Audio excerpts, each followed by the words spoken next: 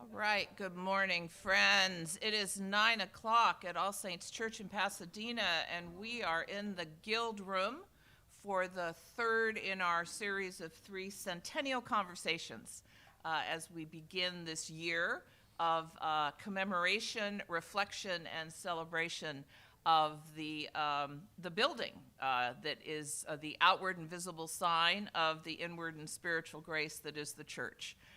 We're not forgetting that the church is not the building, the people are the church, but nevertheless, what we're celebrating is all of the amazing work and witness, mission and ministry, yes, I'm a fan of alliteration, that have come from this sacred space.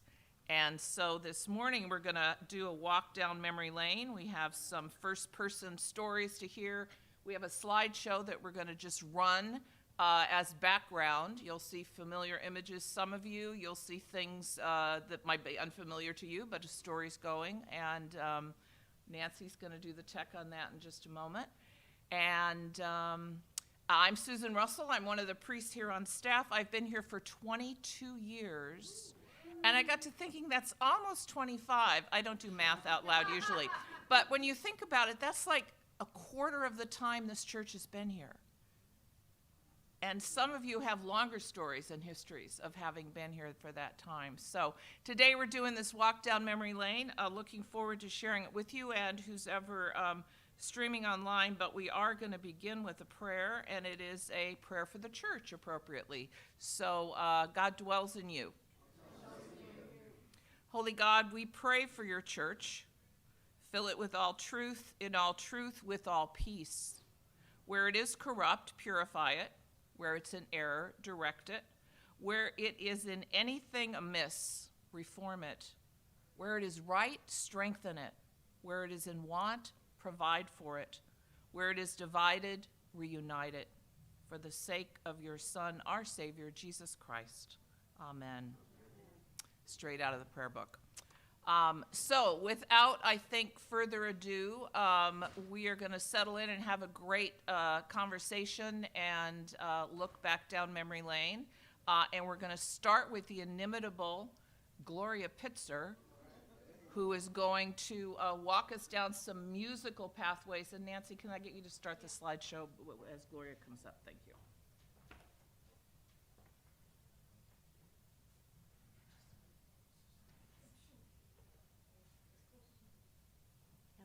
Try to start it. I might need you, Keith.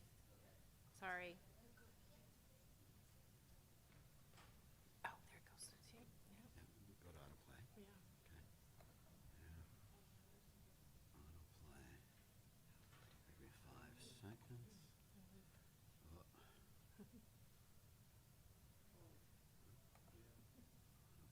Thank you for your patience. Is this coming out of my 5 minutes? This is. Ah, I forgot. To do that. Grace abounds. My 5 minutes. And then up to play, right? Yeah. There we go. Boom. Thank you. 4 minutes to go. Okay, that's good. Oh, if my picture shows up, do I have to move this, or is that fine? Okay.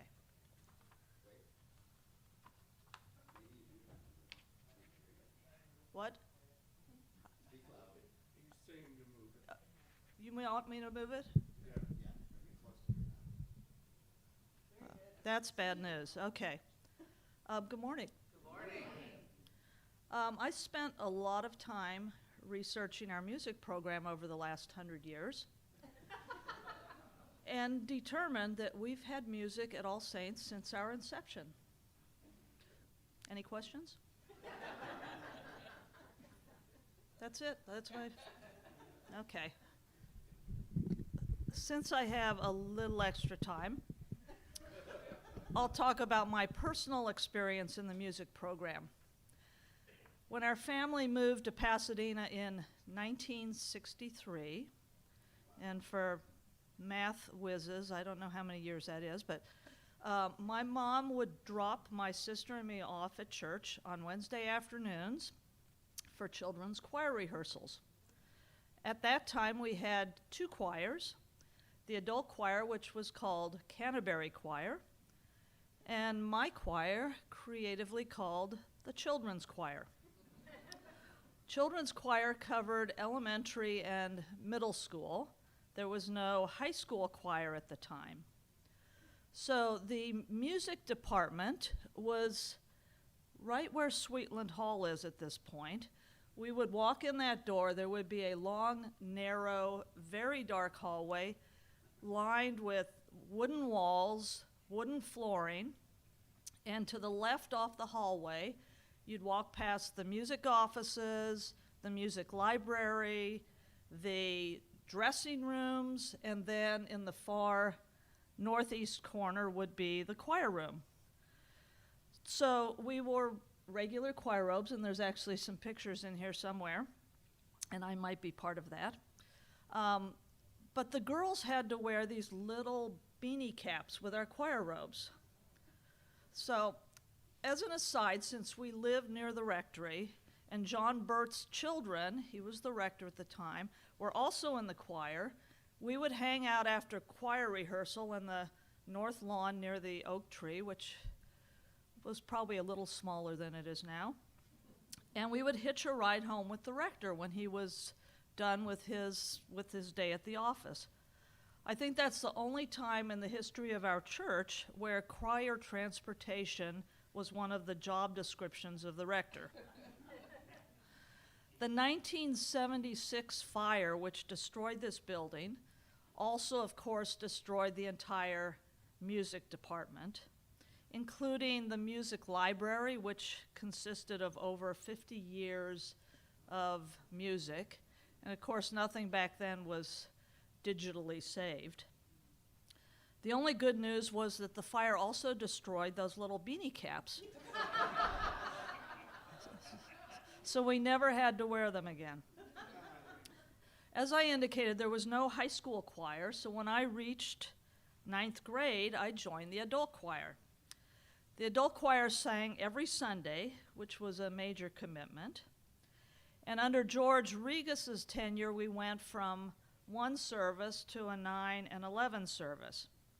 We added a second choir, which took on about 40% of the services and usurped the name of Canterbury Choir.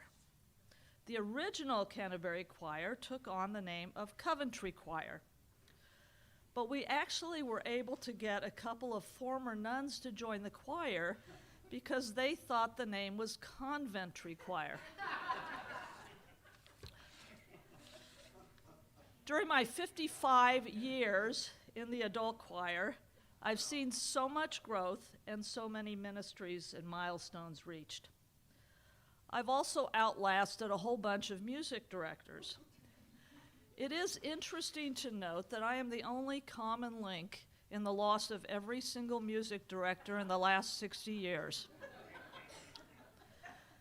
We've gone on choir tours to Seattle, San Francisco, Philadelphia, done choir coffee houses, sang as a featured choir at the American Guild of Organists convention, sang at Disney Hall with Garrison Keillor, and we're the only church choir invited to sing Mahler 8 with the LA Philharmonic.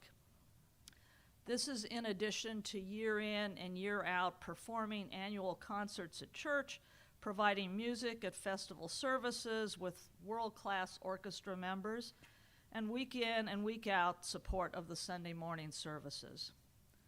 We've gone from one adult and one children's choir to two 50-person adult choirs and 4 children and youth choirs. Quite an accomplishment. If only we could bring back the beanie caps for old time's sake. Thank you.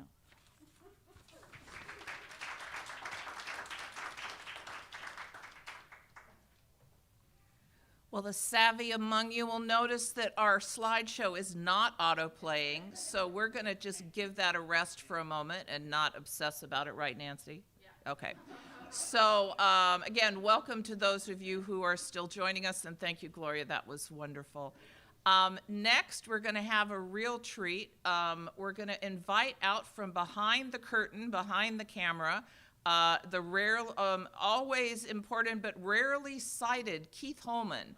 And Keith is going to give us a little window into what it's been like to be basically the man behind the camera for 20 years of streaming out into the wider world the work and witness of All Saints Church. So I give you Keith Holman.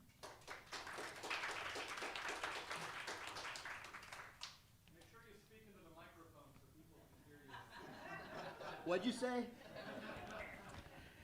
And there's a reason that I like to be behind the camera. So actually, I started working at All Saints in 2005, 18 years ago, and it was my second job interview ever. I'd worked freelance for 26 years, 17 of them in Tokyo, making TV commercials and music videos. And that's what I brought to All Saints, my filmmaking experience. YouTube at that time had been founded 2 months earlier, and nobody knew about it. Some of the key moments from behind the camera in the last 18 years, there are so many, it was hard to whittle them down, but the first was in November of 2005, November 6th. Ed Bacon announced to the congregation that the IRS was coming after us for campaign intervention.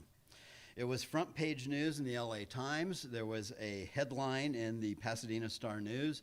The New York Times came out in favor of us in its op-eds.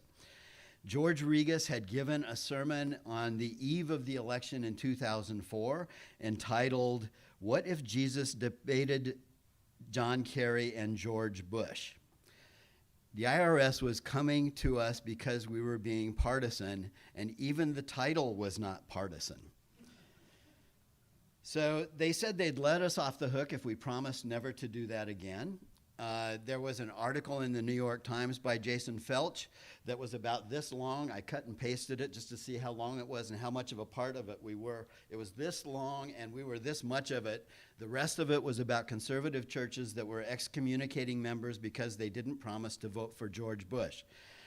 I called up other churches that were mentioned in the article, not all of them, but many of them, just to see if they had been approached by the IRS. They either said no, which was kind of what I was guessing, or they said, well, yeah, that's none of your business, which was fine. But anyway, when the IRS came to us and asked us to promise never to do that again, we've got a free pulpit. We never tell our preachers what they have to preach. Ed and the vestry said, hell no, if you think you're guilty, if you think we're guilty, you need to come after us because we don't think we are. And what was buried on page 2 of both of those papers was that the same day, 2,000 people came to church to welcome Desmond Tutu. What the IRS didn't guess was that their probe would drive people to church in droves for the next 2 years, as well as ABC, NBC, CBS, CNN, PBS, NPR, the Australian Broadcasting Network, and even Fox News.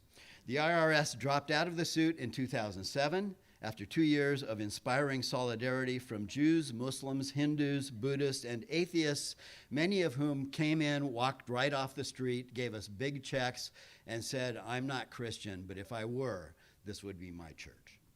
It was an amazing time.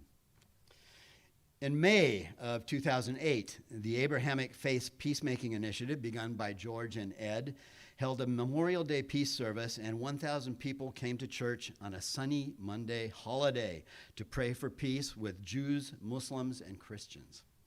A parishioner paid to have the service filmed and broadcast throughout the Middle East for 24 straight hours to show them that we could pray together and love one another in hopes a seed would be planted. And we shared a lot of goosebumps while editing it, and the three amigos, George Regas, Leonard Bierman, and Maher Hatut, all preached war no more, war never again, and we still pursue that. Kareem Abdul-Jabbar came to the church in May of 2011. Composer in residence Bill Cunliffe had just scored his new movie, Kareem's new movie, On the Shoulders of Giants, about the Harlem Wrens basketball team, and we screened a premiere in the sanctuary. Kareem was regal, gracious, thoughtful, and I got to spend the final hour of the afternoon with him packing up. I mentioned Maher Hatut would be preaching in the church 2 weeks hence, and Kareem, a Muslim, said, I know him, he's preaching here. And I invited him to come, and we shook hands. He was very impressed with our interfaith work, but he didn't come 2 weeks later. But I loved sharing that afternoon with him. I streamed from a tripod from in front of the pillar in front of the pulpit for the first 5 years that I was here, before we got the system that we've got now that I operate from the booth. And we got that in September of 2013. Christmas Eve and Holy Week were always memorable for my sore feet. There was a lot of standing. Memorable moments, Ed Bacon's retirement service out on the street in the hot sun, my eyes hurting, my sunburn getting worse, and unable to see much of my monitor during the service, and it was thrilling. There were 3,000 people streaming and in the street, which was the largest number of people to watch one service in the history of our streaming. And it was, it even looked good afterwards when I saw it, because I couldn't see it while I couldn't see it while I was doing it. But and there were many other amazing times. The Muslim Public Affairs Council National Convention was held at All Saints in 2012, and that was an honor to be a part of that. Father Greg Boyle of Homeboy Industries, whose love of his young people is so inspiring and wonderful, packed the forum 3 times. Brian Stevenson graced our forum twice and our pulpit once in 2014 before founding the National Lynching Museum, and was as compassionate as anyone I think I've ever met. When Jane Goodall came in April of 2014, 1,015 people showed up for the forum, both downstairs in the forum and crammed out into the lawn out there, and it was an adoring madhouse. And Mike's first service on Homecoming of 2016 and his installation in 2017 were huge, wonderful services. Then there were the first weeks of COVID. We were used to big church, and we do big church really well. And it quickly became apparent that this was going to be more like the original church. Very intimate, going into people's homes, speaking to them face to face. It was an entirely different paradigm than we had ever lived into. And it was the first time in 40 plus years I felt professionally incompetent, because there was little I could do to make Zoom look or sound any better than it does. It was a really hard period for me. But you all stayed with us, and somehow it worked, and we kept together. And until we could finally move back into the church to stream from there with a skeleton crew, it was a very hard time. But we did move into the church to stream finally for our first All Saints Sunday in 2020. And by far the most emotional experience I had was the first Holy Week and Easter, and particularly poignant was that first All Saints Sunday, when I was dissolving between the nearly empty church and the video footage of the packed service the year before that made me feel like everyone was in the church, even though below me I could see that no one was physically there. People were spiritually there. And that made me cry like a baby while I was doing it, so that I could hardly see what I was doing. And that actually describes a lot of my experience at All Saints. I find myself telling myself almost every Sunday that I love this church. Thank you.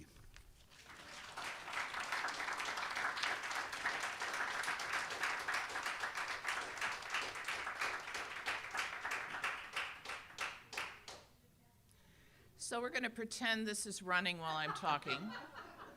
I can multitask. Those are just 2 of the windows into the amazing stories that we have here at All Saints Church. We, over this last 100 years, none of us have been here 100 of it, but many of us have been here many of it. I want to direct your attention now to the timeline behind us. which is we've now decided we're going to leave it up until All Saints Sunday. So you do have time to add to it memories, moments. If you have photos you want to add, we're working on a process where we might be able to do that digitally, where you could add your events and then we could add it to it. And then our hope is to at some point digitize this so we can preserve it. Another commercial for things coming up in this centennial year. I see Wendy Edwards in the house. I'm going to out you for a moment. We do have a plan to do a monthly newsletter coming out. We're going to call it, again, Continuing the Centennial Conversations.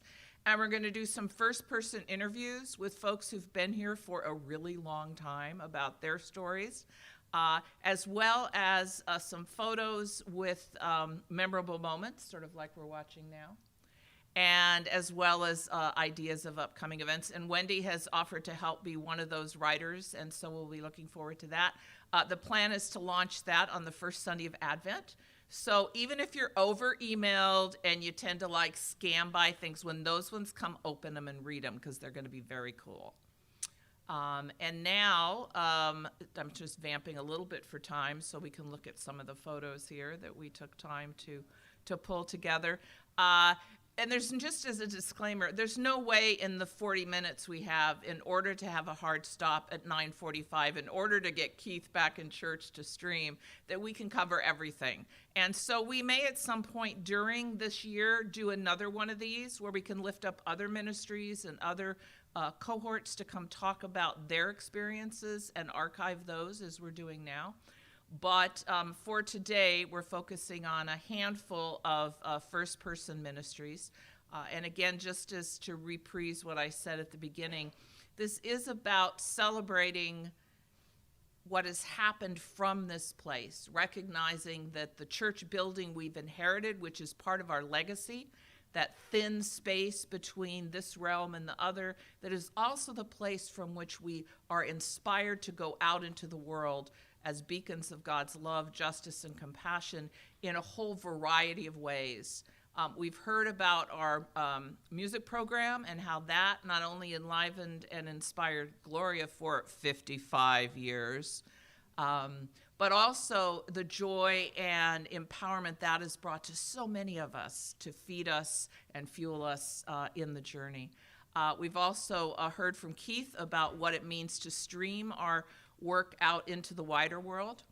And now we're going to hear from Nancy Necker, who's going to represent the scope of work of our Children, Youth, and Families Department. All of the young lives who are maybe many of them not so young anymore, who've been inspired, fed, fueled, encouraged, supported by the ministry over the years of our Children, Youth, and Families. So let's give it up for Nancy Necker.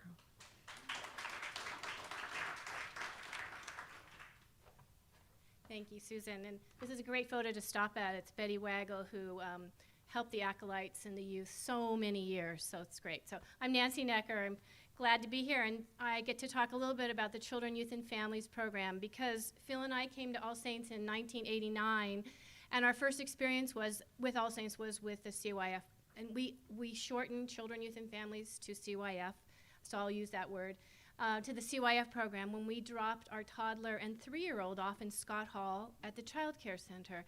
And as a young mom who was working full-time in an ICU and a husband who was very busy and 2 busy boys, it was such a pleasure to be able to drop those kids off and have a moment to myself in church and to really do some deep dive in spiritual thinking without them being there. And not to say that not having your children in church with you is wonderful, but not having them with you at times is nice too. So we dropped our kids off at Scott Hall, and there was a little toddler room, an infant room there, and then in the 3-year-old room. And the person that met us at the door was Peggy Bradley, who was, at the time, the preschool out there was a co-op, so parents volunteered 1 Sunday a month and rotated through and helped with taking care of the kids and watching the kids. So two of the people actually that were there were Jim White and Christy Wallace, who volunteered once a month. And that was my kids' favorite time when Jim White was there. I hope he's listening. So thank you, Jim. They loved being in preschool with you. So Phil and I quickly became once-a-month volunteers, and we are so grateful to have childcare come back after COVID. And now it is in, if you don't know, it is in the seminar room and the small lounge here, and it's wonderful. And Anna Maria has come back to run that program, so we're so grateful for her. So the next stop when you have little kids is Sunday school, preschool Sunday school. And I cannot talk about preschool Sunday school without mentioning Whit Hayslip. And for those who don't know him, Whit Hayslip, had many of your children, including mine and Anina and Risa over here, and it's just a pleasure to mention him. He, former vestry person and a Los Angeles Unified School District early childhood director for many years. So Whit helped develop the age-appropriate curriculum and the crafts that preschoolers did, and it was a super helpful resource to parents. So kids grow out of preschool and they move up into church. They do eventually go to church with you. And church. So I want to say again, children are always welcome in church with parents at any time. All their wiggles are welcome. So kids go to church with you starting around kindergarten, and we get to go to Children's Chapel. And my kids were thrilled to go to Children's Chapel, follow the helpers up to the Children's Chapel, and it was in the Learning Center at that time. It was a way to get away from having to listen to the sermon, and I got to listen to the sermon without the little wiggly ones with me. Grateful for all the volunteers that have helped with that. The biggest challenge with Children's Chapel, and you all can be helpers in this, is when the little kids come back after Children's Chapel, they need to find their parents, and it always can never remember where their parents sat, so help them out. So kids continue to grow, and our kids were big, very active in the youth program. And so that started with Wednesday night youth dinner, and we still have that here. And looking back at the history of All Saints, there's always been children, just like there's always been a choir program, there's always been some sort of children and youth program since the beginning of the church, and it's wonderful. But it's changed over time, which is wonderful. Sometimes youth met on Sunday nights, and now they meet on Wednesday nights. So we have a volunteer-driven dinner Wednesday nights. And it's great. My kids loved it because it's a way for them to just get away from school, hang out with their buddies, and be able to talk openly and freely without their parents being there. So I'm so grateful for that. The essence of this youth program has not changed over the year, which is wonderful, is that every youth is valued for who they are, and they're listened to and allowed to speak their own truth, which is the key piece for that age group.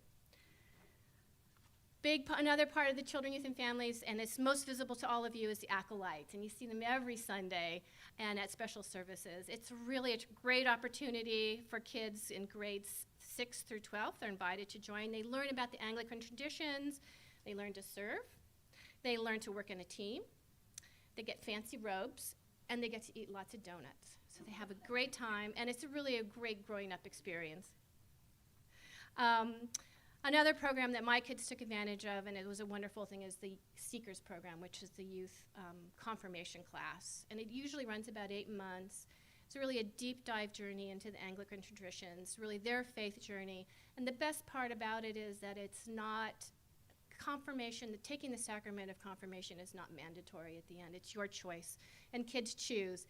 I had one child, our oldest one, who chose to get confirmed, and the second one chose not to get confirmed. And it was a wonderful experience all around. So some new things that are happening in Children, Youth, and Family now is the Not So Bored Game Night, which is on once a month, and that was started by Jeremy Langell. And it really was a great program during COVID, too, because they took that online. We're able to have community there, and it's back in Sweetland Hall now, and it's all kinds of board games, and kids come together for that. Cannot talk about children, youth, and families without talking about the choirs here. And Gloria mentioned that a little bit. My kids were in all of them, starting with mini singers, master singers, troubadours, and troubadours. And I know they've all been renamed now, and I cannot tell you what they are, but they're still a lot of fun. It was such a spiritually formative experience for all the kids in choir. It was a way to experience the music and to talk about religion and being Episcopalian and what that means and being a Christian. And then they learned pieces of music from other faith traditions, which is so wonderful and so informative for them.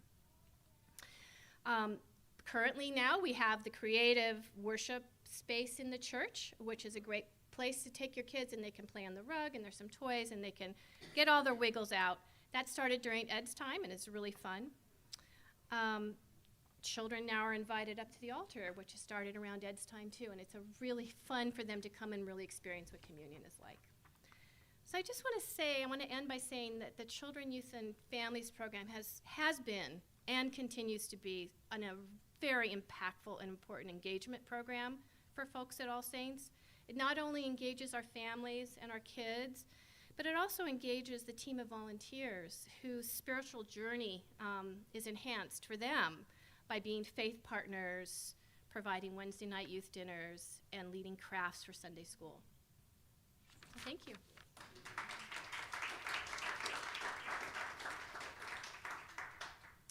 Awesome. Thank you so much, Nancy. And we keep referring to Nancy as St. Nancy of Necker because she is literally the hardest working layperson, I think, in show business right now. So another round of applause for Nancy. Yes? We can talk about our children and the Acolyte program. The senior warden has weighed in with their authority, and we can just note for the record that Risa and I have a particular investment in the children's choir program, in that her son and my stepdaughter met each other in troubadours, trouvères, and are now getting married on March 2nd. Destination wedding, Puerto Vallarta, photos to follow. So there we go. Yes, and I've got my dress. Have you got your dress yet? Okay, we're working on it. All right, we'll be back to work here. Thank you for that, Risa. Now we're going to bring up one of the real stars of All Saints over the decades. I know you cringe, but you know it's true. Lorna Miller is going to come talk to us about, well, you don't even need to know. You just welcome Lorna Miller, and there she is. Hello, everyone. Oh, I'm so short, I can hardly see you. I'm Lorna Miller. My husband and I, Don, over there, have been at All Saints for 51 years. We came in 1972, and 25 of those years I've had the privilege and the blessing, really, to serve on the staff here at All Saints, just as the director of the Office for Creative Connections. And as far as children, both of our children were practically born in this church. Our son was 4 months old when he was baby Jesus. And so from then on, they participated all the way through high school, choir, acolytes, the whole work. So we were an All Saints family. So my talk today is, or just what I'm going to just remind all of you, are all the programs, organizations, and nonprofits that all started at All Saints Church and now are, most of them, very viable, active, expanded programs in the community. And all of our work, well, let me just say this. The ones I'm going to talk about, and I'm sure I'm going to leave some out, so forgive me up front. But they all have several things in common, and I thought I would start with that. Number one, most of these programs were started by a parishioner or a group of parishioners. They would have a vision, a passion, and saw a need, and they thought they should do something. And so when they would go to the rector or to the staff, full encouragement, go ahead, try it. And that's what, from George Regas on was the answer. And soon the vestry would come and approve of what the program was. Secondly, almost every one of these were done not alone at All Saints Church, but partners in the community, whether they were other churches or community organizations. Thirdly, once the program became viable and it could stand on its own after several years of leadership under All Saints Church, we would incorporate it with a 501c3 and send it out into the community, and it really then belonged to the city, and we were only partners. And then fourth is that they all provided ongoing opportunities for volunteers from All Saints and the community. Some in leadership roles, like being board members, to hands-on service. And finally, many of them continue today in the city, and I'm sure a lot of people in the city have absolutely no idea that it had its roots here at All Saints Church. Okay, I started coming in 1972, so my history begins there. And when I first came, the thing that got my attention was Scott Hall and the All Saints Daycare Center, where lovely children, preschool kids, were there all week, all day long. And on Sundays, the place was converted to church school, the little kids. So it was a very vibrant campus up there, seeing children day in and day out. 1973, Sister Alice Callahan, who was a parishioner here, had the idea that there were a lot of houseless people roaming around the church and that it might be nice to serve them coffee and donuts. And so that little tiny room you see on Los Robles and, Euclid and Walnut, that became the origin of Union Station. And so Bill Dulas came on board, and then we realized as a church that these people really need beds, so a 20-bed place was opened up in the basement of the First Covenant Church. And then in 1989, we started the place on Raymond, that big facility. And that was housing mostly individuals, men and women. So it did not provide, more and more families are becoming houseless. So then 2003, as you well know, is the one in Orange Grove, and many other facilities, which I can't really go into. So I'm gonna move right on into 1979. The arms race was becoming a real concern nationally, globally. So George Regas and from All Saints and Leonard Bierman from Leobeck Temple decided to hold a conference. And it was coordinated by a parishioner here, Jane Olson. 1,200 people came to that conference from all over.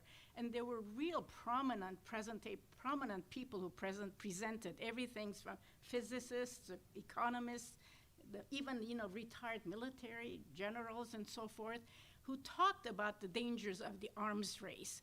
And it became so urgent that between these two, the Leobeck Temple and All Saints Church, we started the Interfaith Center to reverse the arms race. And that went on for 10 years, and Jane Olson, again, parishioner, headed that.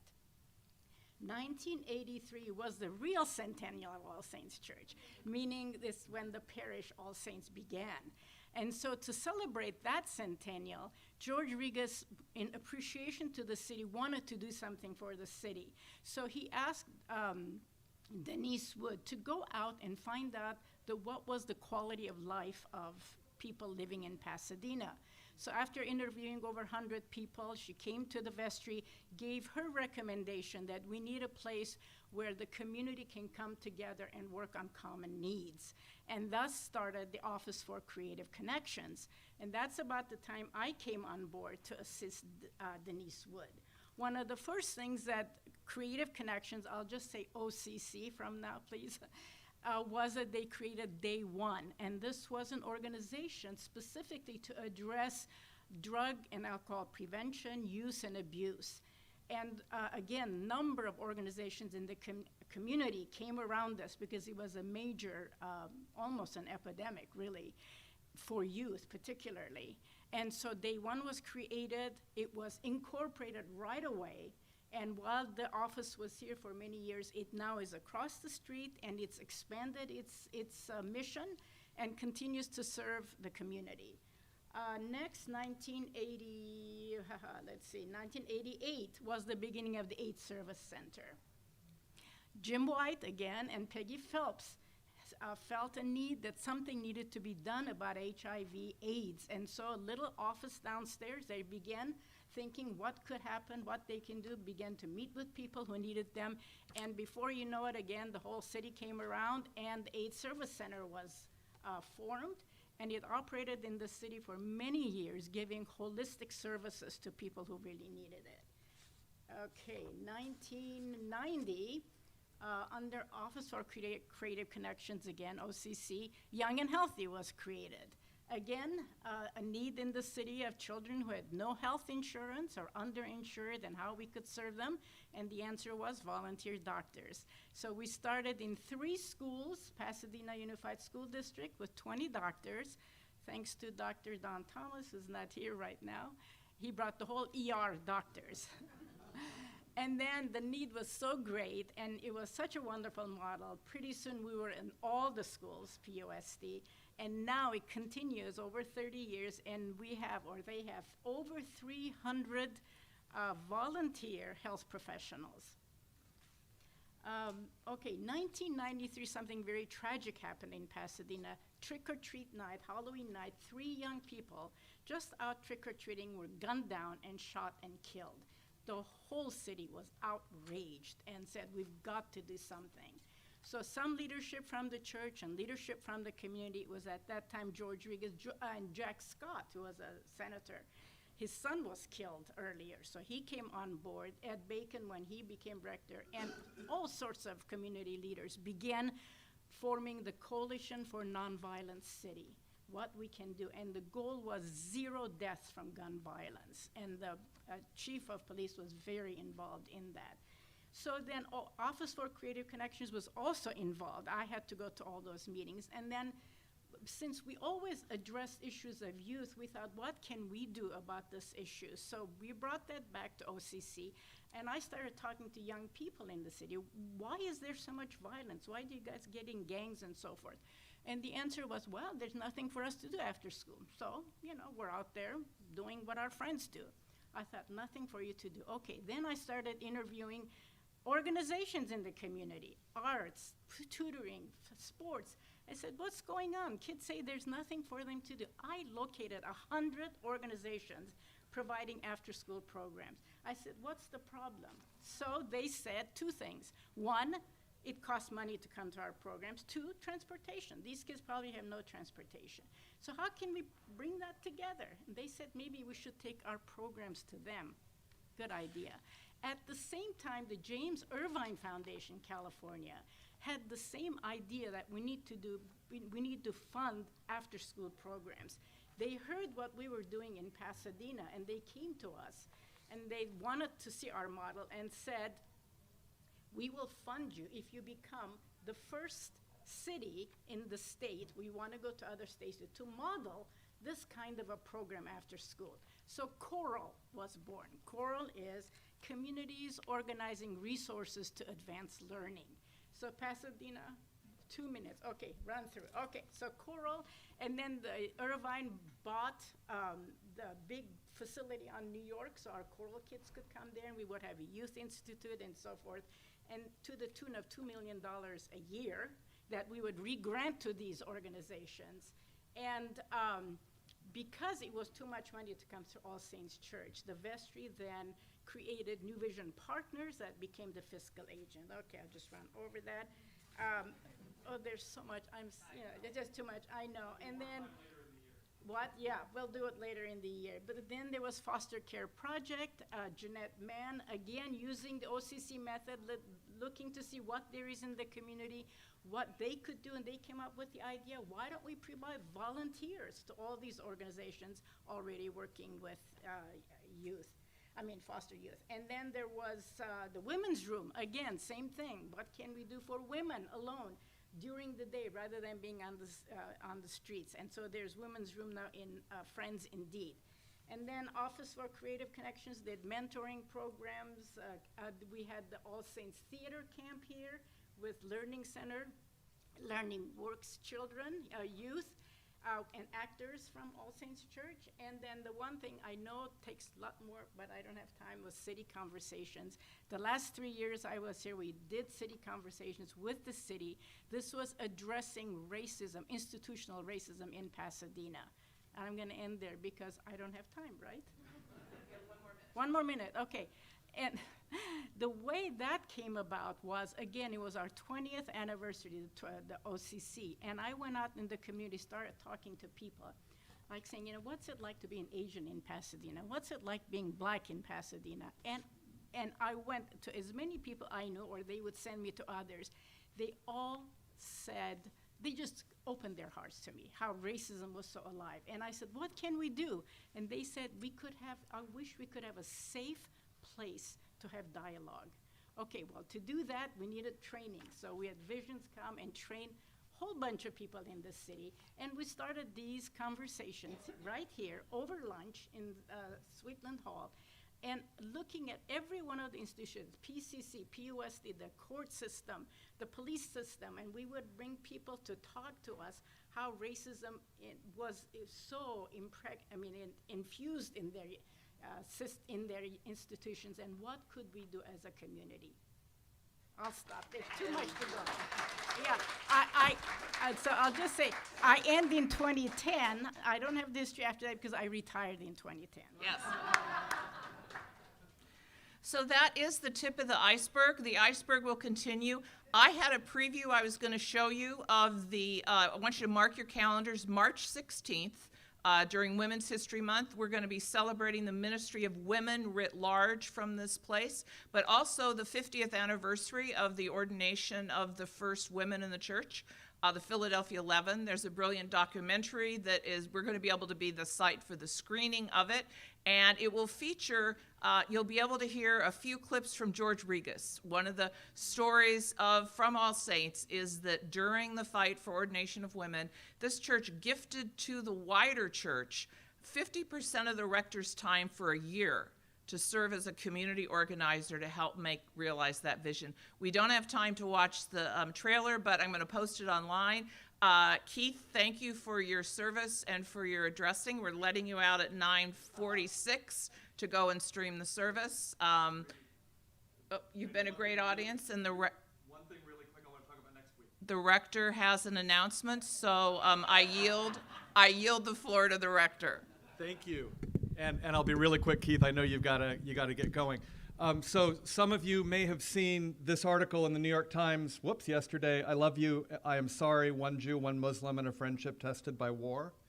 It's a phenomenal article about Aziza Hassan and Andrea Hodos, who have founded an organization called New Ground here in Los Angeles for Jewish-Muslim dialogue. And I attended an event that they had last Thursday, which was just transformational. Aziza and Andrea are going to be here in the forum with us next Sunday at 9 o'clock, talking about New Ground, talking about how do we get along with everything that's happening in Gaza. Is there a way forward that is in peace? So please, online and in person, come for that. Thank you.